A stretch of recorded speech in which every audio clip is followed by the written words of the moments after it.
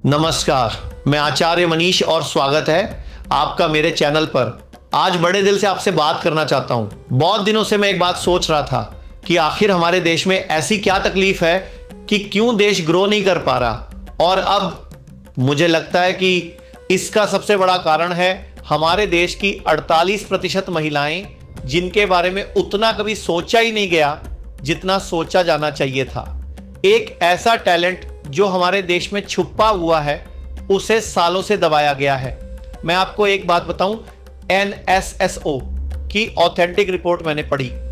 हमारे देश के ऑर्गेनाइज सेक्टर में सिर्फ 4% विमेन पार्टिसिपेशन है, जबकि बड़ी और पावरफुल कंट्रीज में महिलाओं की पार्टिसिपेशन 71% से 75% तक होती है। आज भी बहुत लोग महिलाओं को नौकरी देना नहीं चाहते। क्यों? क्योंकि वो कहते हैं ये गर्भवती हो जाएंगी, इसकी शादी हो जाएगी, इसके बच्चे हो जाएंगे, ये काम नहीं कर पाएगी। महिलाओं को नीचे डाउन प्ले करके दिखाया जा रहा है। उन्हें क्या सिखाया जाता है? बिस्तर लगाओ, खाना बनाओ, जूते पॉलिश करो और घर में बैठो। आपको जानकर हैरानी होगी कि हमारे देश में एक औरत की एवरेज एजुकेशन सिर्फ 1.25 साल है। 2011 की सेंसस रिपोर्ट का ऑथेंटिक डेटा कहता है कि नर्सरी से पढ़ाई शुरू होती है और केजी के आसपास खत्म हो जाती है। अब सोचिए, जब देश की लगभग आधी आबादी पढ़ी ही नहीं तो देश कैसे आगे बढ़ेगा? क्या अकेले पुरुष देश चला लेंगे? दुनिया के बड़े बड़े देश हमसे आगे इसलिए निकल रहे हैं क्योंकि वहां महिलाओं को बराबरी से मौका दिया जाता है।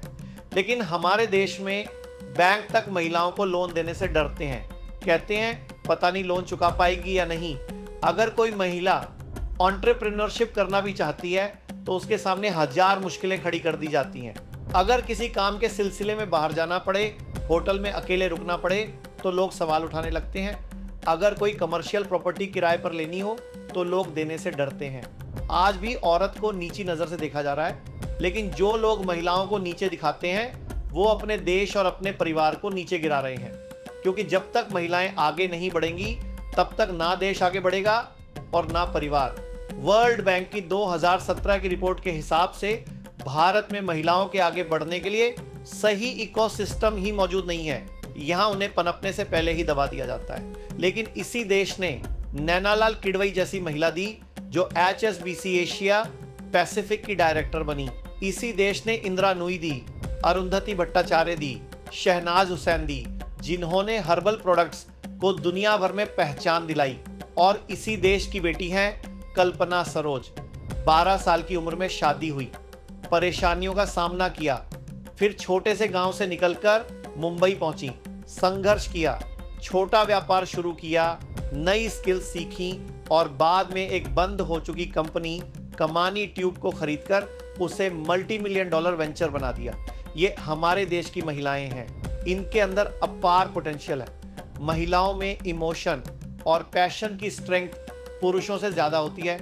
इसी वजह से उनका टॉलरेंस लेवल भी ज़्यादा होता है। वो फेलियर्स को ज़्यादा मजबूती से सह सकती हैं। मुझे एक छोटी सी लड़की की बात याद आती है जिसने सिर्फ इतना कहा था, पढ़ने दो। उसकी मांग बस इतनी थी कि उसे सीखने का मौका मिले। अगर एक लड़की को सही मौका मिले, सही एनकरेजमेंट मिले, तो वो सिर्फ एक परिवार नहीं, 2 परिवारों को आगे बढ़ाती है। इसलिए मैं आज देश की सभी महिलाओं से कहना चाहता हूँ, आगे बढ़ो, खड़ी हो जाइए। आपके अंदर बहुत ताकत है। पुराने पैटर्न्स को छोड़ दीजिए, पावरफुल लर्निंग पर फोकस करिए। और मेरी आप सबसे एक रिक्वेस्ट है, इस मैसेज को हर उस महिला तक पहुंचाइए जिसका हौसला टूट चुका है। हर उस सिंगल मदर तक पहुंचाइए जिसने अपना मोटिवेशन खो दिया है। क्योंकि जिस दिन देश की महिलाएं खड़ी हो जाएंगी, उस दिन पूरा देश खड़ा हो जाएगा। मेरे साथ जुड़े रहने के लिए, हर बार वापस आकर वीडियो देखने के लिए दिल से आप सबका बहुत बहुत धन्यवाद।